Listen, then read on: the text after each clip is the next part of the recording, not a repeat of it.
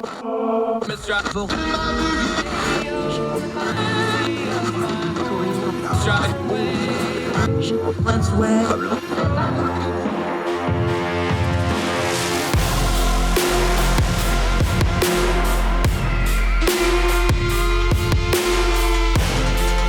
your host, Andrew Donaldson. This is Heard Tell. Welcome back to Heard Tell. Okay, we've been talking about this for a while. We're probably going to continue to talk about it because obviously nothing legislatively is going to be done about it. That means we may be looking back at White House action. Meanwhile, colleges are back in session. Most of them started this week. So let's talk a little bit about student loan debt. Flavia Nunez, Young Voices contributor. She's up at UNC Chapel Hill, but for the purposes of this conversation, we will not hold that against her. Thrilled to have you with us, ma'am. How are you? I'm good. How are you, Andrew? Fantastic. Thank you for joining us. I think there's some generation gap on this. So let's start with this because you're a college student, so you're right in that pocket. You just started school this week. I got to do this with one of my kids. They just started college this week. What's the current generation of college students think about this? Because we're all looking at it as the national narrative. So before we get into the specifics of the student loan debt problem, you're the new generation of college students. What do they think about it? What are they discussing it? Are they discussing it at all? That's an interesting question because I do think it depends on the college student. A lot of high school students, at least seniors, are worried a lot about getting into the private schools, the elite schools, and really the price tag that's tuition, room and board. Not a lot of seniors truly think about that until they're admitted. So really it's just about trying to work these 4 years of high school, trying to build a resume, do good in school, really devote yourself to your extracurriculars to try to get into college. But really this conversation isn't done until probably a month before you have to commit to that college itself. So a lot of kids are really, I wouldn't say blindsided because it isn't hidden necessarily, but they are left in this zone where they don't really know what to do, whether they should take on the debt for their quote unquote dream school, or whether they should just go to another school that's still good, but isn't really what they wanted. So I feel a lot of college students are also, when they get to school, there's a split between those who depend on their parents to pay, or who really think it's their parents' responsibility, and those who are determined not to make it their parents' responsibility. And those are two very different philosophies. It really depends on the student that you see. There's a lot of students that work campus jobs as well to try to make it a little bit better. A lot of students, because yearly tuition prices range from, let's say, $15,000 to $50,000, a lot of students take on loans themselves that they will have to start paying off after they graduate. And so their mentality is also, let me make the most of this experience. But really, as I said, it really depends. Is that the core of this debate's problem? Because we want to talk about it in news narrative clips and buzzwords and, erase student debt or forgive student debt. Those are all slogans. This is a really complicated issue, though, because like incoming undergrad students, that's one subset of people. Then you have the graduate level. Then you have the postgraduate level, which is, progressively more expensive and more, specialized down, if you will, smaller and smaller groups of people. This has a lot of different categories under student loan debt, but we're always talking about it as if it's like a one-size-fits-all problem that's going to have a one-size-fits-all solution, and that's just not the case, is it? No, it definitely isn't. I was just talking about really undergraduate post-secondary education when I referred to the high school seniors. But yes, you have graduate school in all forms. You have law school, med school. It really is a broad problem, and it is definitely not a one-size-fits-all. I mean, right now, the narrative, the national narrative, as you said, is really focused on, I want to say, millennials and those who started college perhaps in the 2000s or 2010s, who are now really not starting the workforce, but not really that far into it, and are just worried about how they're going to pay for a house, how they're going to pay for a car, how they're going to start a family. They're really set back because they have such an early debt. I mean, if debt, every every time the debt to income ratio increases by 1%, consumption decreases by 3.7 approximately.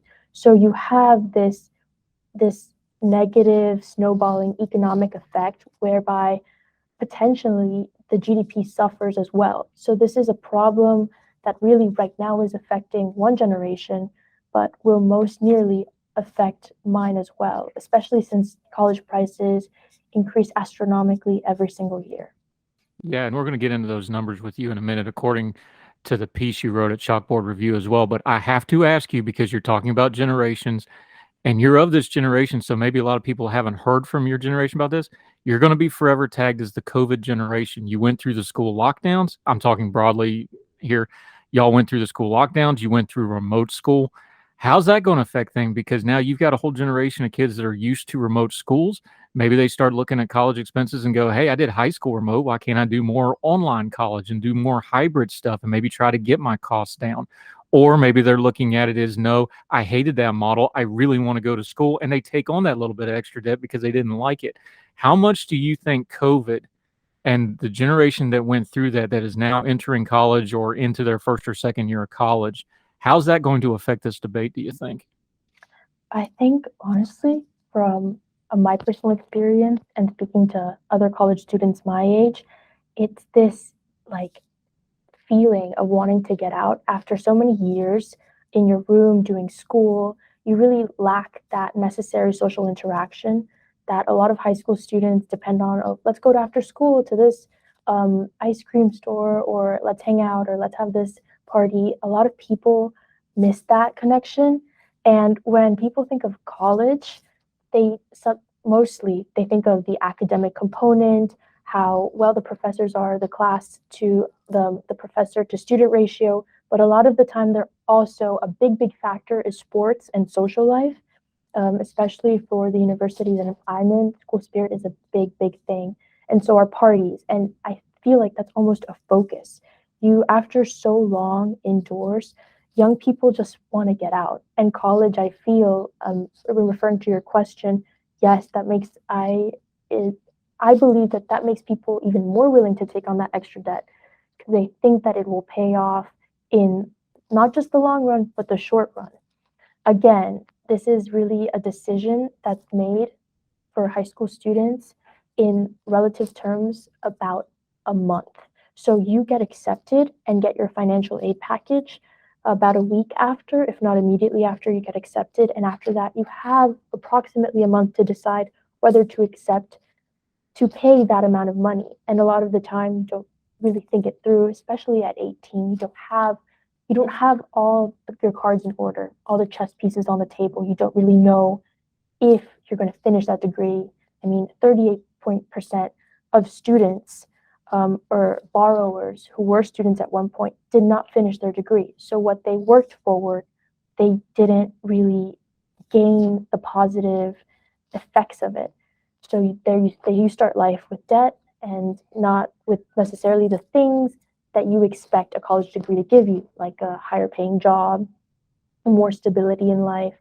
So yeah, I feel like COVID does really change the mindset of my generation. We really want to go to college not just to learn, though some of us prefer online classes because of their easier nature. We go to college to interact with others our age.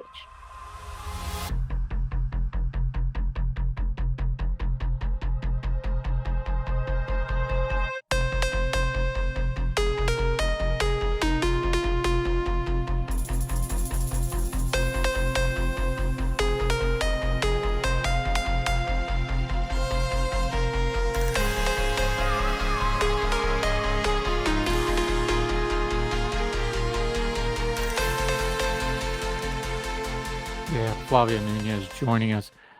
You just mentioned it, so let's just go there. There's no ducking that this is a business model for a lot of people, including the schools, including others. That debt you're taking on, you talked about that narrow window from the time you do your FAFSA, you get your acceptance letter, you've got a very small window to decide whether you're going to do debt or not. And there's a tremendous amount of pressure because now you've gotten in, are you going to go, that sort of thing. This is an age group. You're taking on debt. They would not give you a car loan at that age with your background. They're not going to give you a house loan. They're not going to give you probably any loan of any kind. And yet you're allowed to take out student loan debt. People accuse it, I've used this terminology too, that because the entire K through 12 system is designed to be a funnel to higher education in America now, this seems very, very predatory. Is there any other way to describe that, especially when you start talking about the realities of that narrow window where the kids have to decide that, considering this is the only kind of loan of this version that they would be allowed to get legally, and yet we let student loans for these young people go? It feels predatory, it looks predatory, and then when you start looking backwards through the student loan debt crisis, it really doesn't seem fair to the kids or anybody else. Am I missing anything there, or is that a fair way to adjust that? I mean, I do believe that that's a word that can be used because a lot of students, like I said, they're 17, they're 18. But when they think college, they think, oh my God, I'm going to be free. I'm not really going to have pressure from my parents anymore. I'm going to have a lot of this independence. And there's also this ranking list and the idea of prestige and how much prestige counts for. So there is a lot of pressure, most definitely. I mean, there's also pressure from family figures as well, because the FAFSA and the other financial aid applications cost money in and of themselves. I mean, personally, I paid close to $1,000 in financial aid applications. So almost when you get back your financial aid offer and it is not as much as you were expecting or little as is willing for you to be able to pay that amount, you kind of are stuck in a zone where you don't know what to do because you've already invested the time in applying, but also know that with that amount of financial aid, you're not really going to get, for the FAFSA itself, there are two kinds of aid that you can get: grants that you don't have to pay back and loans that you do. Grants are the best kinds of scholarships because it's essentially, counselors call it free money. It's a scholarship money that you're given to just study. But loans you do have to pay back. Sometimes, even though they're subsidized, it is difficult. And when you're just starting, when you're expected to pay when you graduate, when you're just starting life, you find difficulty not just looking for a job, but looking for a living situation. It is, I would say, to a certain level, a business model that has worked in the past. Usually, a couple of years ago, I don't remember the exact date, but admission cycles would be much earlier in the year. And so students had a much broader window to see their financial aid offer and call the financial aid office and appeal for a new decision. There used to be a broader window, but that isn't really, as you can tell, as profitable for colleges. So that window was moved to this month-long process. For me personally, I did appeal a couple financial decisions, but sometimes it's not even the financial aid officers who are at fault because they are truly trying to help you, but a lot of it is just equations that are stuck. So your family makes a certain amount of money. This is a certain amount of aid you're going to get, no matter where that money is inputted or exactly how financially able you are to pay for that money. I think the root of the problem really is the large amount of money that college costs these days. I mean, it's an amount that is so large for an intangible object. I don't really think that there is anything that costs as much, because at least for housing, I mean, a house costs an exorbitant amount of money, but it's a physical property that you're going to get. You know exactly what's going to happen right off the bat. For education, it's an investment in your mind, in yourself, but you never really know how that's going to turn out. Yeah, Flavia Nunez joining us. This is why I wanted to discuss this before we get into the numbers and break that down, because that's the part everybody focuses on. They don't focus on the people problem aspect of this. So everything we just said, talking about it being somewhat predatory, talking about the business model contracting it down, there's more and more money, there's more and more pressure to get more money, that shrinks the windows, everything you just said. One of the largest vocal critics of student loan debt forgiveness is the folks that say, well, it's personal responsibility, nobody made you sign the loan. I understand that. I agree with that in principle. But how do you put a human face on that too? Because like we said, this is an age group that wouldn't get a loan for anything other than this. Where do you balance that out? Because yes, you have personal responsibility, But this isn't happening in a vacuum. This is happening in a sequence of events where there's a lot of pressure put on these very young people to take on this debt. What do you think the ratio of personal responsibility to the system is here? I feel, yes, there is some level of personal responsibility because nobody is ever pointing a gun at your head saying, take on this loan or else. So it is your decision, and you are technically an adult because most people take on this loan at 18. Some people are not. Some people take on this loan at 17, or some people go to college at 16. But at the same time, you are making this decision when your frontal lobe isn't really developed yet either. Um, so, I mean, you can't drink until you're 21, and yet you can take on hundreds of thousands of dollars in debt that will affect your life starting at this young age. So I feel like personal responsibility is definitely a factor, but it, like you said, it is this there's definitely somebody taking advantage here in a way that we've seen throughout history. I mean, there's always going to be somebody who pays for a service. And in this case, the service is one that a lot of students don't really know. I mean, when you're 18, what you've lived is barely anything at all. You don't really know what it is to be an adult yet. You've lived with your parents or parental figures, and so you're off in a new place, worrying about, let's say, doing your laundry for the first time or doing the dishes, maybe not for the first time, but definitely on your own.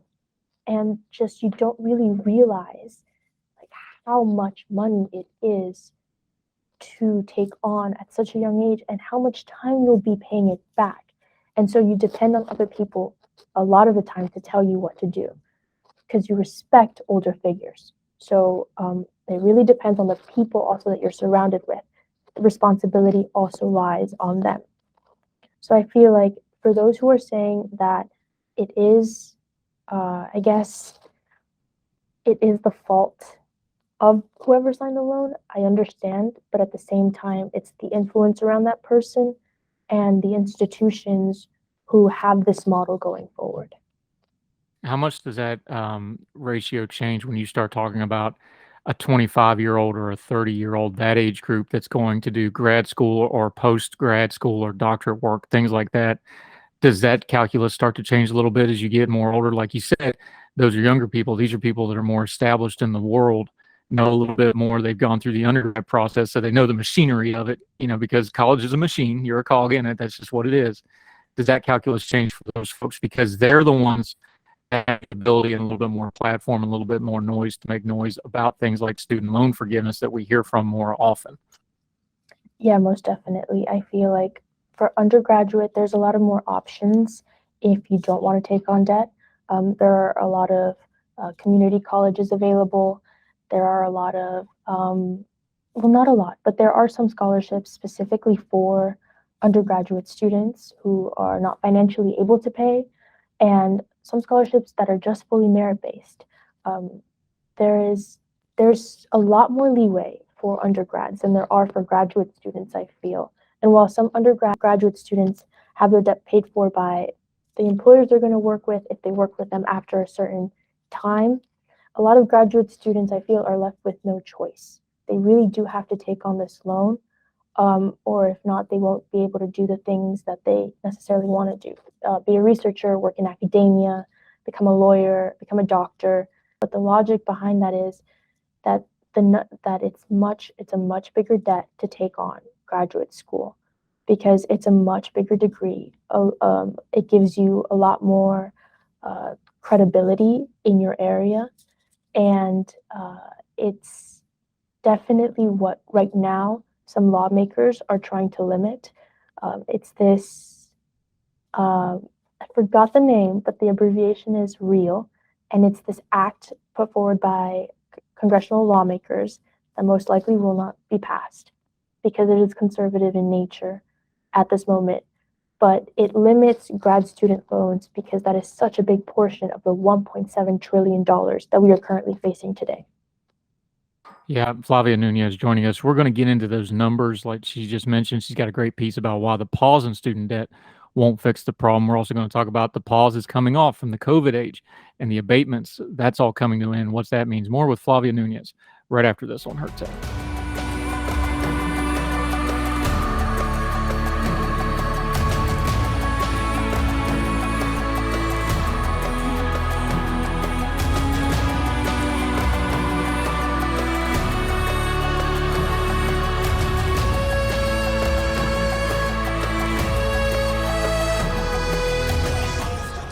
All right, here we go. Welcome back to Heard Tell. I'm Andrew Donaldson. That's Flavia. We're talking student loan debt forgiveness, but also how that debt comes, trying to put a human face on it, not just talking the numbers of it. You've got a great piece up about at the chalkboard review about pausing student debt won't fix the problem. We understand during the COVID age, they paused student debt. Right now, the official listing for how much student debt is over 90 days is only at 5%, but that's a false number. And it's a false number because they paused everything. That pause is getting ready to come off. The COVID era funding is getting ready to come off. Practically speaking, what is that going to mean? So right now, Biden has promised to announce a permanent solution for this $1.7 trillion problem. So because the student pause has been, it started during the Trump administration, it's been extended 7 times for over 2 years. So as it's set to end this August, there's a lot of pressure on the White House to make a definite statement about student loan cancellation, which they ran on during the elections. So his plan right now is to cancel $10,000 per every eligible borrower. When I mean plan, I mean this is what has been discussed, what has been hinted at, but nothing has officially been said. He wants to cancel $10,000 per eligible borrower, which is anybody making, I believe, less than $150,000 a year. When that happens, there's, as you can guess, a lot of contention whether this is a good idea or a bad mistake. But at the same time, this idea lacks support from both sides of the aisle. Cancellation on a broad scale is not really seen as acceptable by the right and is not really enough. $10,000 is not enough for the left to be able, they believe, to make everybody who has student loan debt stand on an equitable basis. So I feel as if the decision's right now at a standstill. Biden promised to have answers by April, but that didn't necessarily happen. He promises to have answers by August. That could or could not happen. If it does, the education department has already a plan in place. Leaked documents show that they have plans to expand borrower defense to repayment and really streamline the process of broad cancellation for more and more students. What that means is we can't really necessarily say or know, but taxpayers will be taking the brunt of it as these loans are funneled through taxpayer dollars that are expected to be repaid to the government. And when they're no longer repaid, it's just the people that foot the bill are not ones who have a say in the game. And the pressure on them, because let's be adults here. We understand what's going on. We've talked about the postgraduate debt being kind of a separate beast from the undergrad debt. That class of folks, predominantly, we don't want to get too rushed here, but predominantly it's going to be a different class of people than some of the undergrads that are taking on debt. These are people that have more influence. These are people that are more established in their careers probably. They're probably in a little bit different social standings. That affects this, right? Because one of the criticisms of wide student loan debt is what you talked about earlier. The postgraduate debt is a different beast than the undergraduate debt. It's a different group of people. Who is it? But that's also the group that's got, the political power and the social media platforming and the media platforming, because let's be honest, the media, almost all of them are college graduates and that sort of thing. Is that where this pressure is really coming from, or is it more organic than that? No, most definitely. I feel like it would be a little naive to think that those who are pushing forward, who are making a student debt cancellation a broader topic, a broader point of discussion, don't have a personal say in the game. It is very likely that those who want student debt to be canceled have a lot of student debt themselves. and very likely that those who don't want student debt to be canceled do not have a lot of their own. So while you could stand on each topic as, like, let's say, a political view or an ideological view, like you're just against having the government play a broader role, and so because you lean typically conservative, or you just want better welfare because you lean typically left, there is, I feel, as with a lot of things, but especially with the student debt crisis, a personal reason to be involved. Because if you fight on, let's say, if you really expand this topic on and have a large voice, a large journalistic voice on social media or in the media itself, and are able to reach more people or reach lawmakers or influence the Biden administration in any way, you stand to gain a lot in terms of how much, let's say, student debt you will not have anymore after that moment.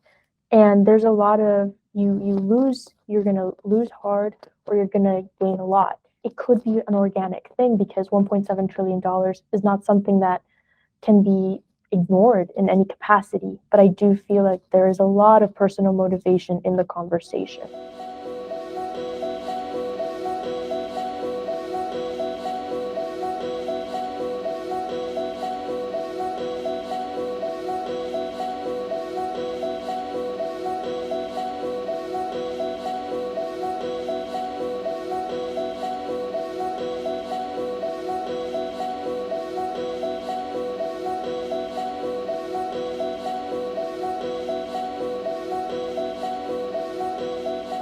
We've been talking mostly, and I did it on purpose. We wanted to start with the personal side of this because this gets real buzzwordy, gets real sloganistic.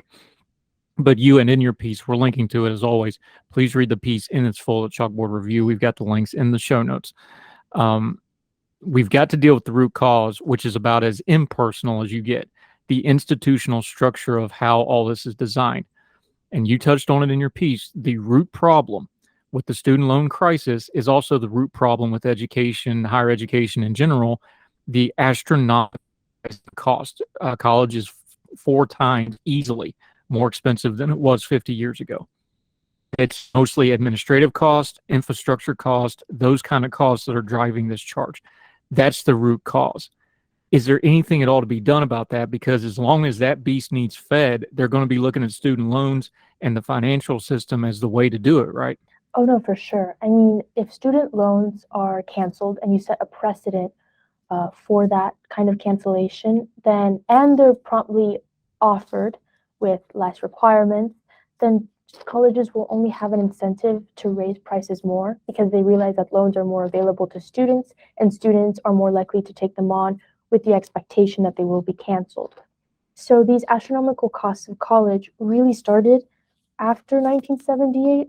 After the Middle Income Student Assistance Act of 1978, it made subsidized student loans much more broader. It made them much more available to other students. And so you saw this astronomical rise in prices simply because, again, colleges will still have consumers willing to pay for it, because now they have this money available to them that is easily accessible, even though that money isn't technically their own. So these astronomical costs of college are, now that I started college, I didn't really understand before. I don't think you really can until you sit in a classroom and realize, okay, my tuition doesn't cover this class. It covers campus health. It covers how much mental health services on campus. It covers all the recreational services, the gym, the conference rooms, the libraries. And this question, I mean, this is just a theory of where the money is going. We don't really know, because institutions are not required to disclose that information.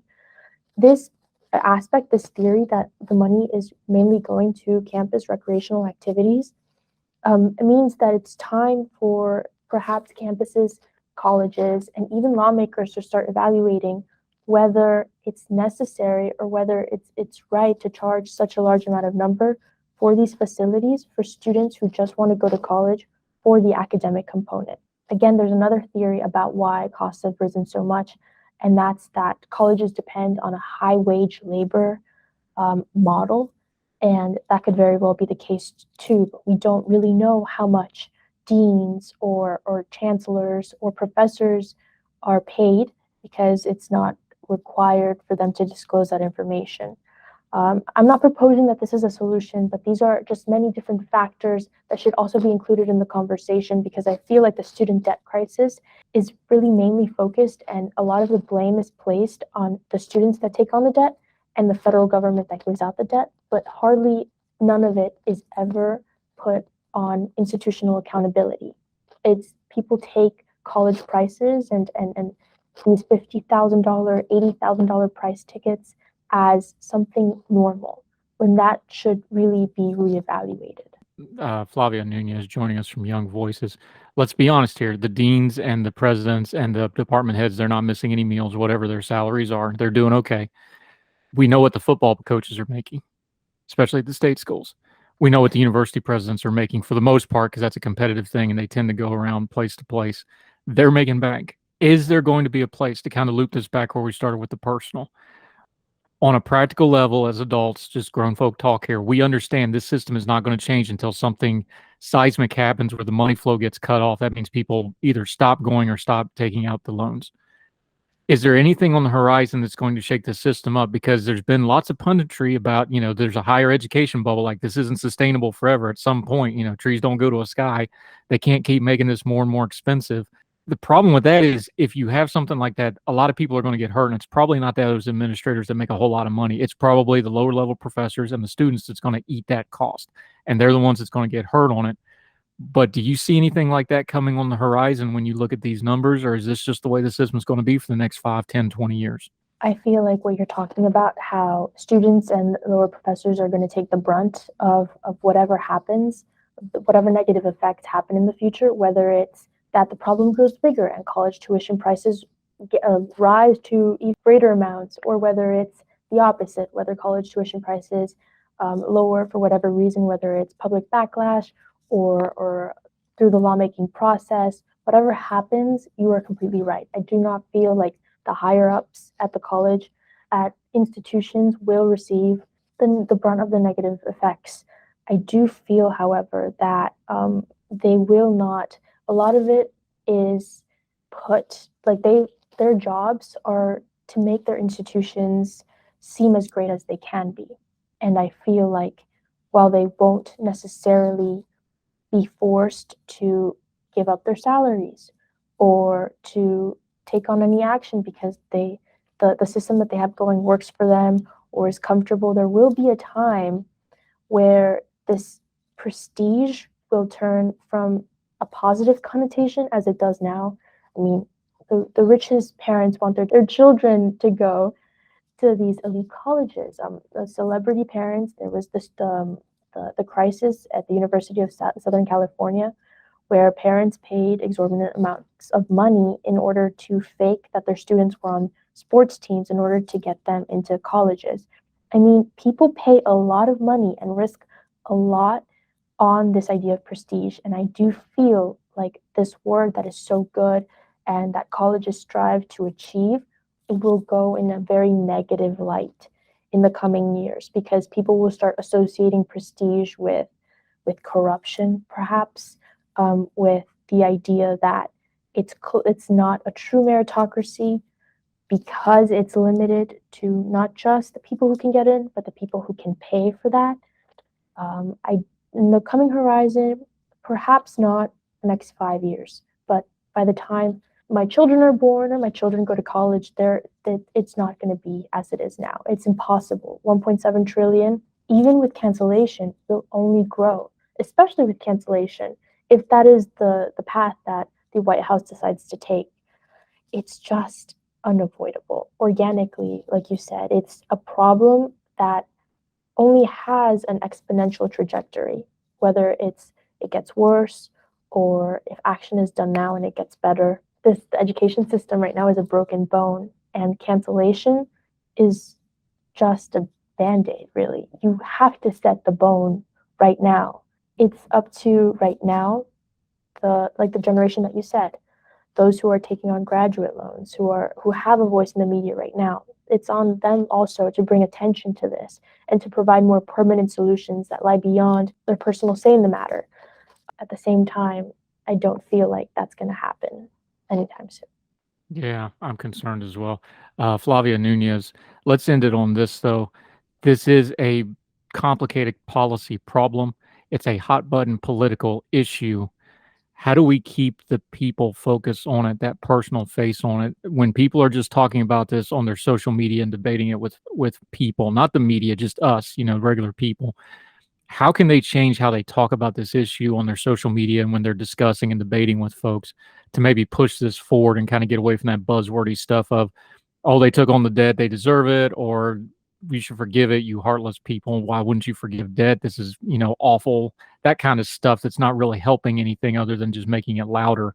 How should they be talking about this issue, do you think? I feel like right now, as it's natural for this generation, they're focused on the immediate repercussions. So personal effects on personal loan debt for each individual borrower, let's say. What I don't see a lot in the media is the broader picture, what this is going to look like in 5 years, 10 years, 15, 50. This is a bubble, as you say, and it's going to pop eventually. But that's not what the media is focused on right now. With the people who have, the debate right now is on cancellation, when it should really be about the root of the problem, which is the cost itself. I do feel like it is necessary for the conversation to change in that aspect, for you to be able to say, okay, well, it is true that this is a problem right now, but how can I make sure that it doesn't become a bigger problem later? Flavia Nunez, she's one of only 12 Bezos scholars in the United States. She's a Morehead Kane scholar at UNC Chapel Hill.